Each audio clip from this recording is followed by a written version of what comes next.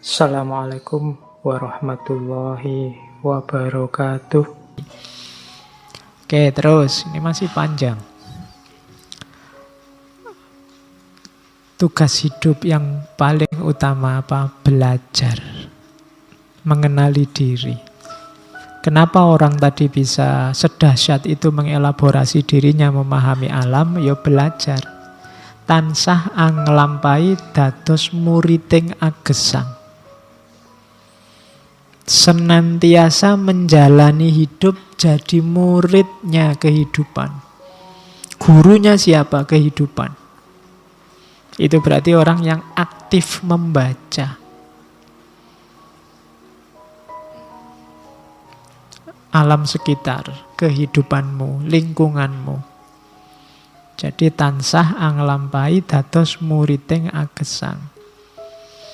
Sinau ngraosake lan nyumerapi tunggalipun manungsa, tunggalipun rasa, tunggalipun asal lan maksudipun agesang. Belajar merasakan. Kalau kalimatnya merasakan itu berarti tidak cuma dipahami, dibaca, berjarak dengan dirimu, tapi merasakan itu terlibat dalam hidupmu.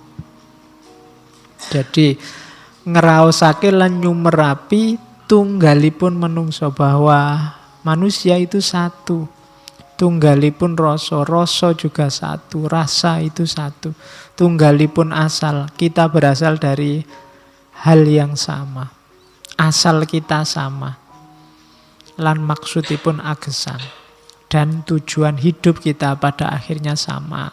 Innalillahi wa inna ilaihi roji'un. Jadi untuk bisa Jawa bares, Jawa deles, Jawa sejati, pertama-tama kita harus mau membaca, mau belajar. Bergurulah kepada alam semesta sekelilingmu. Pahami ketunggalanmu dengan alam semesta, ketunggalanmu dengan manusia yang lain.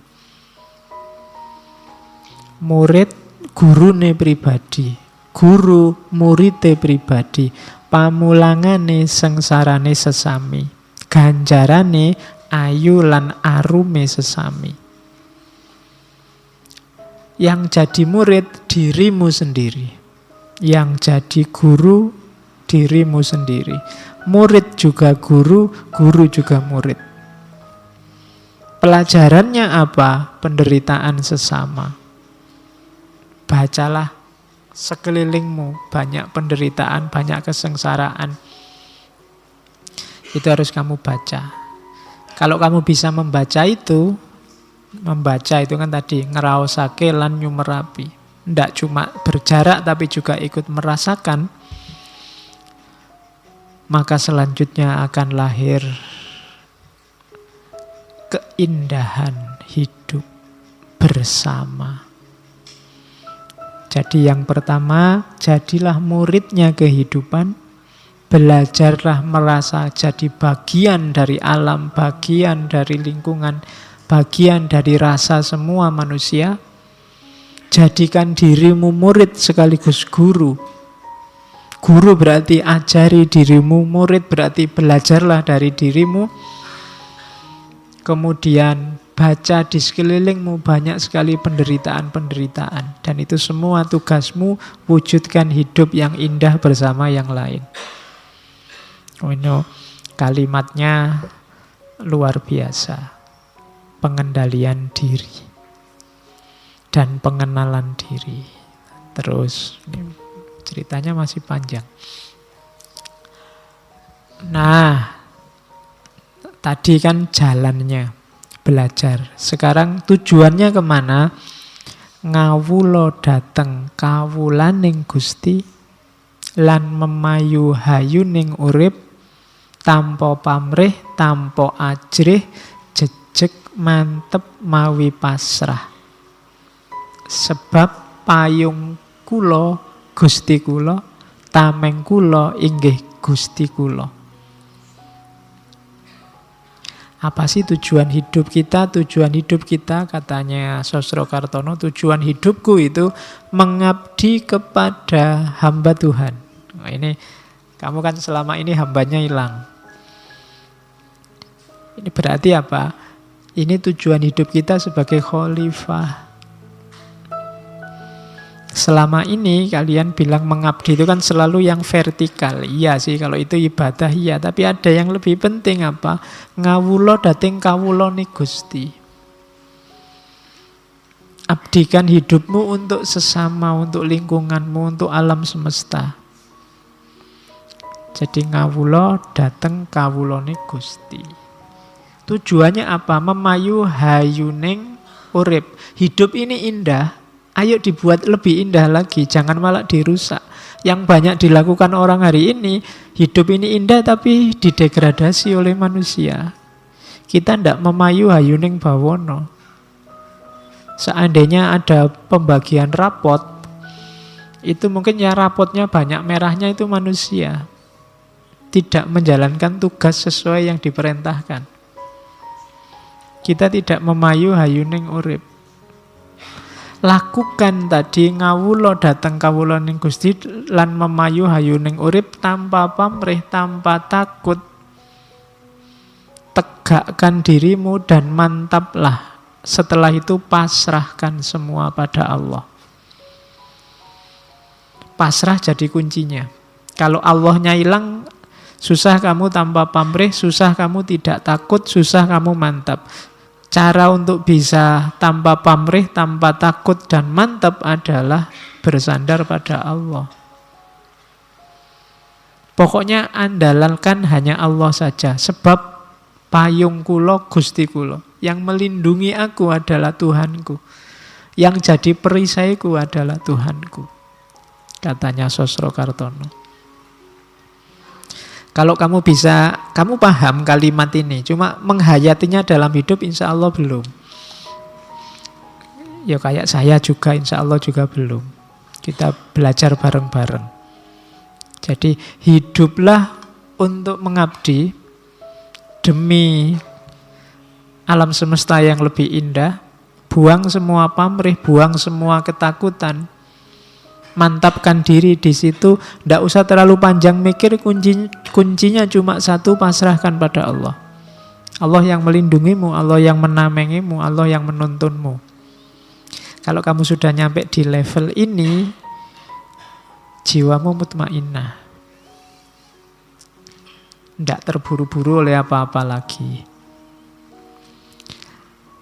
Wasipun inggih menika ngupadosi padang ing peteng, seneng ing sengsara, tunggaling 1000 yuta. Wasipun itu maksudnya hidup ini ayo kita cari terang dalam kegelapan, ayo kita cari kebahagiaan dalam kesengsaraan. Contohnya berjuta-juta. Tunggaling 1000 yuta. Jadi hidup ini memang selalu ada dua aspek, ada terang, ada gelap, ada senang, ada susah. Kalau kalian hidup hanya mau terang saja dan mau senang saja, kalian akan stres. Untuk bisa hidupmu sempurna, hidupmu utuh, kalian harus bisa menemukan terang dalam gelap, menemukan bahagia dalam sengsara. Ya kalau terangnya sendiri otomatis kalian bisa sudah menjalani. Bahagia kalian bisa menjalani. Biasanya orang tidak siap itu ketika gelap dan ketika sengsara. Tapi kalau kalian bisa menemukan terang dalam gelap dan menemukan kebahagiaan dalam kesengsaraan, hidupmu utuh bahagia. Oh itu diomongkan gini enak ya, lancar ngono, cuma dijalani susah. Iya. Jadi sisi gelap hidupmu apa? Coba kamu renungi, di situ ada titik-titik terangnya. Tidak ada gelap yang total gelap. Kadang-kadang kalau pakai bahasa ilmu, hikmahnya selalu saja ada. Di balik kesedihan-kesedihanmu, itu juga di Di situ banyak bahagia-bahagia terselip yang kamu tidak sadar. Ada enaknya, atau yang sebenarnya itu enak tapi kamu tidak sadar bahwa itu enak. Pak, saya kuliahnya di DO, Pak. Itu kan gelap sengsara. Loh, tapi ada terangnya itu. Alhamdulillah ya, kamu harus bersyukur loh. Sekarang tidak ada yang ngejar-ngejar lagi. Tidak diwajibkan bikin makalah. Kamu bisa bebas sesuai keinginanmu. Sudah nggak ada yang ngatur-ngatur kamu lagi. Itu kan menemukan ada titik-titik terangnya. Pak, saya sampai umur segini kok jomblo terus ya Pak, tidak ada anunya. Itu kan bagimu gelap. Loh enggak, itu justru terang. Cuma kamu tidak bisa ketemukan terangnya di situ banyak. Itu kan sudah terang bahwa kamu tidak laku. Oke. Ya ndak ya contohnya maksudnya ya ndak itu. Oke. Ya. Bisalah kalian ya, kalau selama nalarmu jalan pasti kamu bisa menemukan. Kalau kamu bisa ketemu solusi ini, hidupmu bisa kayak dulu Diogenes, bisa kayak Nasruddin Hoja. Tidak ada yang bikin sumpek. Semua peristiwa ketemunya tertawa dan senyum. Jadi tidak ada sisi sumpeknya hidup ini. Itu kalau kamu bisa mencari terang dalam gelap dan menemukan kebahagiaan dalam kesengsaraan. Diputus pacar ketoke ya sumpek, tapi alhamdulillah bisa nambah wawasan, nyari lagi. Nah ya kan itu terang. Dibandingkan yang bertahun-tahun pacari itu, terus kan itu wawasannya sempit.